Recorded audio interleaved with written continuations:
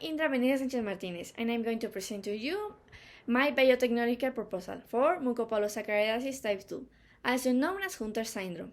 Hunter syndrome refers to a genetic disorder to a recessive origin linked to the X chromosome, which explains why it appears mainly in males. The molecular cause is a diminution of activity of the enzyme iduronate 2 sulfatase, or IDS. This enzyme degrades the glycosaminoglycans, specifically the heparan sulfate and dermatan sulfate. When it's deficient, these sugars start to progressively accumulate onto the lysosome, triggering multisystemic damage: skeletal, cardiovascular, respiratory, nervous, and digestive. In 90% of cases, it derives from mutation that could cause a wrong-folding of the enzyme IDS.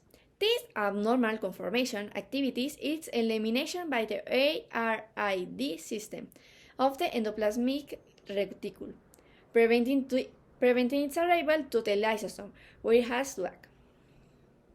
The proposed solution is formed by the use of small peptide allosteric chaperones, where side peptides are united to an allosteric site of the enzymes and improves its folding via the stabilization of shares. Side chaperones help the IDS to enter into the lysosome to degrade the dermatan sulfate and heparan sulfate by lowering these accumulated substrates. The cellular reading gets reactivated and the health of the damaged tissue and organ is improved.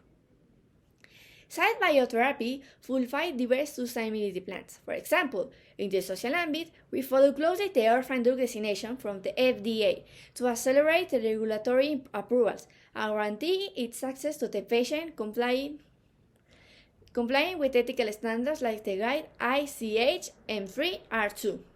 On the economic part, it expects to incorporate single-use technologies in order to reduce around 80% of water consumption, optimizing at the same time its operative costs. Finally, implementing the management of dangerous biologic infection waste with the thermic via, the autoclave, according to the norm 059.